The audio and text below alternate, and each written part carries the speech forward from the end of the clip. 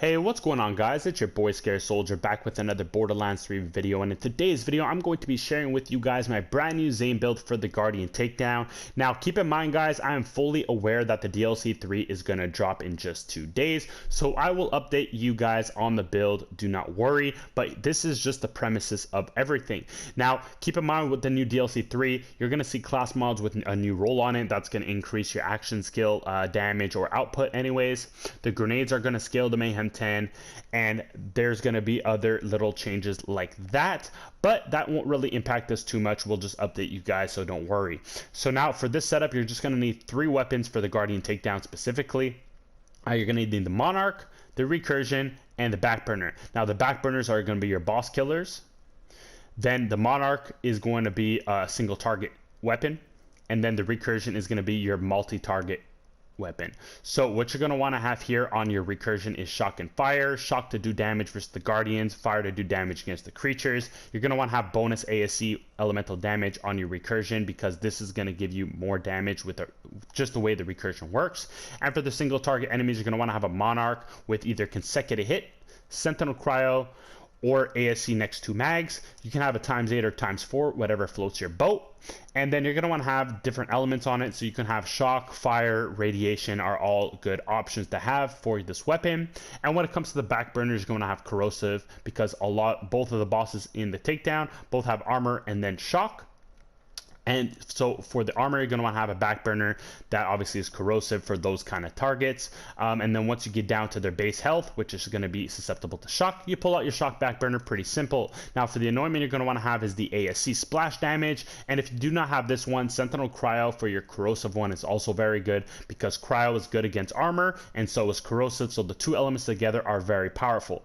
Now when it comes to your shields, you can use whatever shield you guys like the most. The most important thing is that you have ASC corrosive on your shield, because all the enemies who are actually very hard in the game to actually deal damage to is because they have armor, and corrosive is going to get you down to their armor really fast, which is awesome. Now I'm using the brand new shield that drops from the mid boss, just because I was having fun with it, but just have one with the ASC corrosive on it. Now for the actual grenade, you're going to want to have, grenades are just going to be ASC things. You can have recurrent hexes and stuff, but any grenade with a good ASC. So some of the ASCs I recommend for the bosses: cryo, because we already have corrosive, so we can't stack 2 of the same elements. So you're going to want to have cryo for the bosses to deal with the armor. And then once you get down their armor, you can have radiation or shock, which is going to be very effective. And then when it comes to the normal guardians, radiation and shock. And for the creatures, you're going to want to have incendiary. That's going to be very good versus those little creatures and stuff like that. Now when it comes to the artifact, mostly we're using a cut purse since we're using Zane. If we were using Moze, we wouldn't need a cut purse, but yeah, this is what we're using. Launch pad is going to be preferable, so all you have to do is slam, and then the homing rockets give you some more ammo at the same time, which is really helpful. Also, I recommend having at least a snowdrift, so you can stack up enough speed demon, and you can also do some skips with this for the annoying parts that you don't really need to do. And then for the class mod, all you're going to need is a Seen Dead. Well, you want a Seen Dead with these rolls on them, so shotgun damage, assault rifle damage, because for the mobbing portion, we're really just using Recursion and Monarchs. And then when it comes to the bosses, you can try to get another one with splash damage and heavy weapon damage to deal extra damage to the bosses. I wasn't even using the splash damage and heavy weapon damage for the bosses, and I was absolutely wiping them out. So just that ASC is extremely powerful with a Backburner. So anyways, don't break your head over that. Now for the skill tree, guys, this is where it gets really interesting. So I'm going to explain to you guys everything that I did in my thought process. So really quick, we have double agent tree right here. So for the whole duration of this takedown, we are using the clone. Now we have the clone equipped with the augments, which one's real, to distract them for a little longer. Even if you don't have this, the guardians will actually be distracted by your clone anyway. That's just a feature of the clone. And then we'll have a double banger right here to proc ASC if ever we mess up our ASC with our barrier, which I'm going to explain in a second. Now for the clone, obviously we're going to use synchronicity for us overall for some gun damage, Donnybrook for that health regeneration, Fractal Frag, since our clone is going to be active for a long time, why not let him throw some grenades and keep our Seen Dead kill skills active. Prometheus is going to give us some more DPS because our mag size is bigger. We just put 2 points into borrowed time to help us get down the tree to Supersonic Man. Not really a big deal here, honestly, because we're mainly actually going to be using mostly one action skill is going to be active for the most part, and the other one is just going to be for ASE. Now, we decided to put Old U. If you don't want Old U, you can put Boom Enhance, but honestly, our clone is quite tanky without Boom Enhance as it is, and Old U is just going to be good because stupid crap happens, like splash damage, you kill yourself with a backburner by accident, you get hit with a barrel, stupid things just happen. You get in the way of your own ricochet from your recursion, and then you just go down, and sometimes it can be annoying to get back up because these enemies are quite agile and do backflips and all that stuff and teleport, so sometimes it can get annoying. So this is just an easy way to get yourself back up. And then Supersonic Man, we just got a little extra movement speed. Again, keep in mind, guys, we're gonna only really have one action skill active, so we're only really getting for the most part 12% for the majority of the takedown, but it's still 12% is 12%. It's better than duct tape, is better than quick breather, because again, we don't really care if our clone is alive super long anyway. Pocket full of grenades, like a ghost sucks, so we really don't have much choice when it comes down to that. And then finally, for the Trick of Light, this is going to be actually really good because this is going to give us some elemental damage bonus of cryo, which is awesome. Since the Guardians, for whatever reason, despise the clone and they all surround him when he's active, you guys will be getting that 36% extra damage of cryo a lot more frequently than you think, which is just going to help and enhance your recursion's damage, which is awesome and why I picked this up. Now, when it comes to Synchronicity and Donnybrook, it's the same thing. These both can be stacked twice with 2 active action skills. Now, since we're only having one, it's obviously not going to give us that 40% all the time, but we really don't need that because it doesn't make a difference. We're already doing stupid amount of damage with Zane, but we needed to get down the tree, and these are the best options. Mostly Donnybrook. I mean, I love the health regeneration of this perk, so I mean, I love that too. Now, when it comes to the blue tree, the Hitman tree, yeah, this one is our favorite tree and what's going to give you the most damage with Zane. So we have Violent Speed, 5 points. 5 points into Cool Hand. This is like a speed tree, man, I'm telling you guys. So you're reloading fast, your fire rate is fast, you have an extra projectile, which is basically 100% more damage. You have your Seeing Red, so right when you get into the boss fight, all your kill skills are ready to go, so you can do maximum damage without having to shoot them for 5 seconds to get them all up. 1 at the Good Misfortune, to keep our clone alive for the crystals, actually to help him keep his duration up a little more. Since we're using Seen Dead, Good Misfortune is always good to have anyways. And then only 1 into Salvation, that's all you need for when it comes to Mayhem 10. 1 with Death Follows Close, of course, for that kill skill bonus. Vile Momentum is just going to give us stupid amounts of damage, guys. Insane. Best perk for Zane, probably by far, for damage. And then we put 3 points into Cold Bore because this is going to give us weapon swap speed. And since we're going between the Monarch and the Recursion quite often, this is actually really awesome. It gives you a big generous amount of weapon swap speed and makes a difference. Makes things run smoother, man. So your swap speed's awesome, your fire rate's awesome, reloading fast, man, you're just super fast, and you're running fast. Zane is awesome, guys. All right. Now, when it comes to the Sentinel, we're not using the Sentinel in particular very often, but unfortunately, if you notice, my backburner has Sentinel Cryo on it. I do not have the actual ASC splash on this one, so when I have to use this to get down the boss's armor, I have a Sentinel equipped, and you're going to see that in the gameplay, but that's no big deal. And that's pretty much that, guys. So also, one more thing about the Cold Bore real quick is that when you swap your weapon, when it's freshly swapped, this is good for rocket launchers. That next shot is going to have an extra 18% cryo damage, and then you have to swap and swap back to get that 18% damage again. This is only for 1 shot, that bonus cryo damage, but still it's good on rocket launchers from time to time, which is cool stuff. Now, the green tree, we have absolutely nothing in it because the green tree doesn't serve us any purpose anymore for this build. Confident Competence is just raw weapon damage, and weapon damage is not really good for Zane, really, because it's not multiplicative, so it's only additive, and 30% extra damage. That's not even consistent 35% damage, actually, because it depends on how full your shield is. If your shield's full, you get 35%. If it's half full, you only get 17%. If it's empty, well, you're not getting any bonus. So this perk can be inconsistent if you're not using the all-rounder, which is why we don't need it. And then the rest is self-explanatory. We're not using Sentinel Cryo and Brain Freeze with the Icebreaker since we're using a Cup Purse. So freezing enemies doesn't do us any more good. And then we're just using the barrier to proc ASC essentially, and I'm going to show you guys that in a second.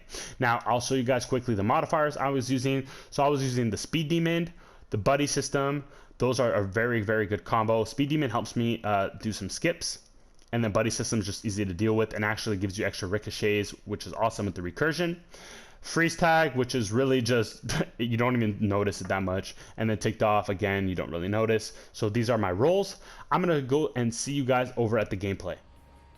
Alright guys, so we are over at the Guardian Takedown, and I want to show you guys all the interactions and everything you need to know about this build. So what better way to do it than actually be at the Takedown?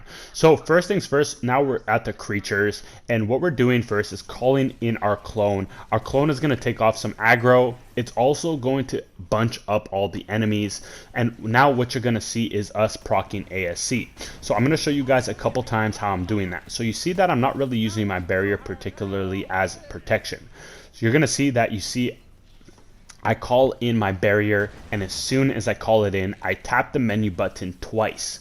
What that does is it cancels the animation of the throwing of the barrier, and that essentially procs my ASC. So every time I need ASC or my ASC ends, what I'm doing is simply tapping the R1 button and then double tapping my menu button instantly without delay, guys. You have to do it really fast. It takes a little bit of practice, but very easy to do. So again, you call out your barrier. Once you call it out, the second you press that button to call it out, you double tap your menu, and that is going to cancel the animation feature of your barrier, and that's essentially going to just give you ASC. What this does, first of all, it allows your clone to just do clone-ish things like distract enemies and focus on what he's supposed to be doing, which is just that. Also, this is a good way to do it faster. Now, holding down double banger is convenient, but at the same time inconvenient, because it does take some time to hold down that button. It takes a good maybe 5 to 6 seconds of just standing there holding that trigger until your clone is finally gone, and then you get ASC. This way is literally 10 times faster than that. You call in your barrier, you double tap it, and you have ASC all the time. You see that my barrier is always active, and I never have to wait for a cooldown either, which is awesome. So I have ASC on demand with this feature. This is great for recursion, and that's what you guys are seeing right here. I'm just walking through this, guys. I'm not using all-rounder, I'm not even using my barrier, and I'm not even using dual action skills for extra synchronicity or Donnybrook or other perks in Zane's skill tree that are based off of essentially having 2 action skills active, and you guys see the damage is awesome. So without further ado, let's go ahead and show you guys the same stuff and strategies at the crystals. So once you guys hopefully make that jump, you guys are going to be over at the crystals, and we're doing the same exact strategy here. We're simply just calling out our clone to act as a distraction, and he brings all those guardians in, which is perfect for the recursion, which is why we're getting so much damage.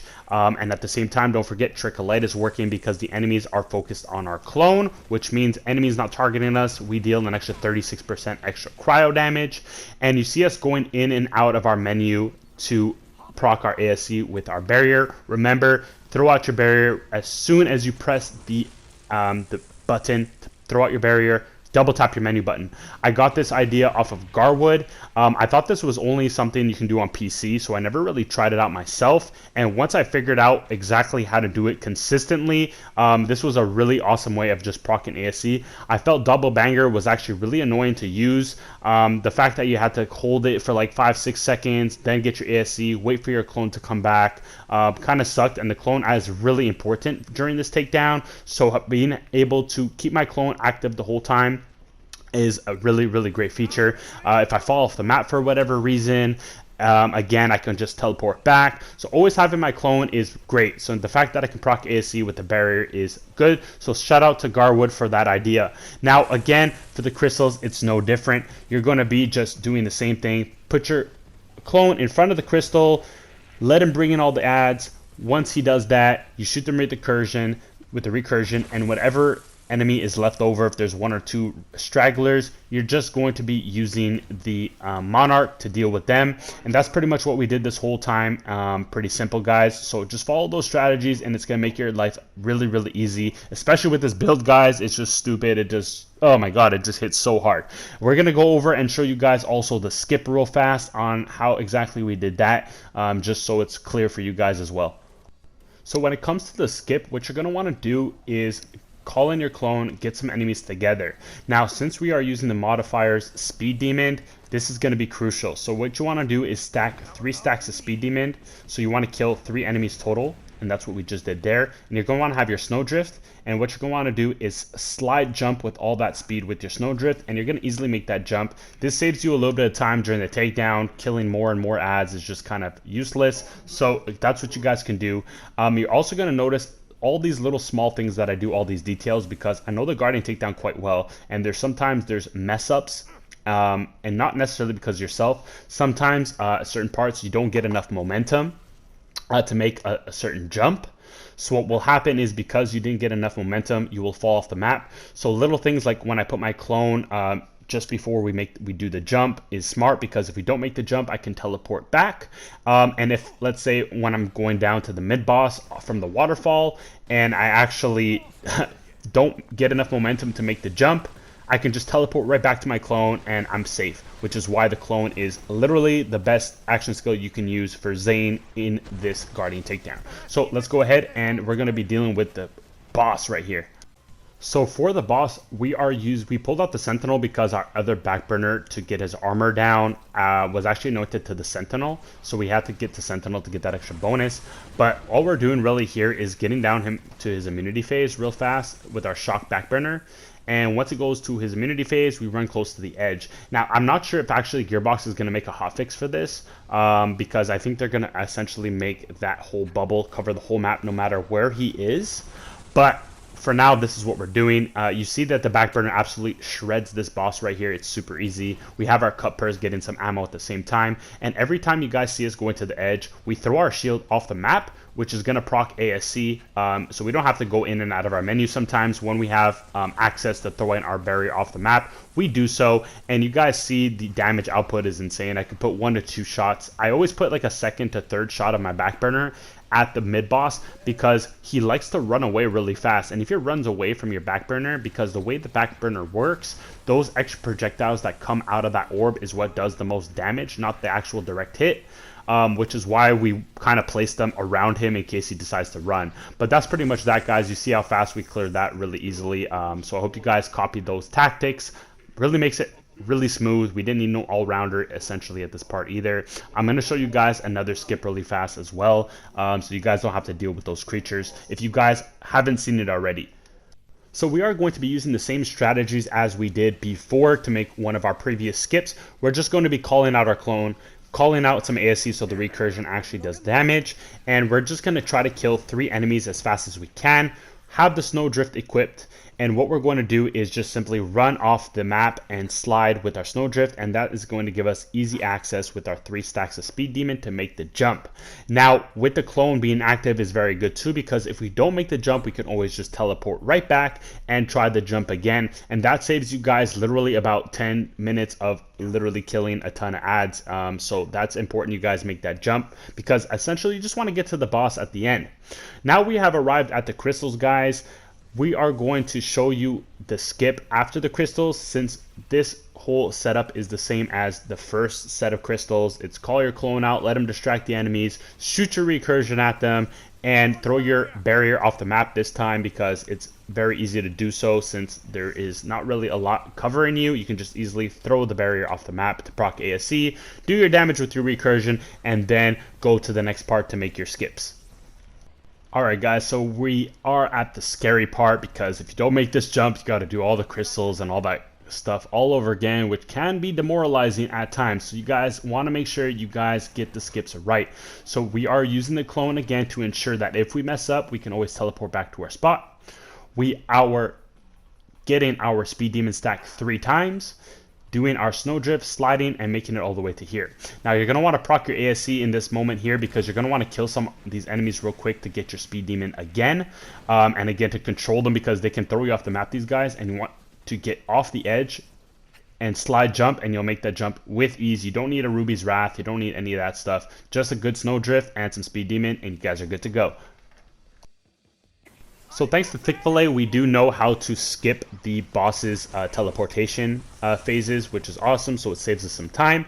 And also I want to show you guys one of my own techniques here. So what I like to do is I like to go close to him when he's in immunity, and I'll call my clone right near him. So what that's going to do is going to save me the trouble of doing the dirty work, and it's going to also bring those guys with the big orbs around their heads to go close to Scourge, and that's going to take them right out of immunity.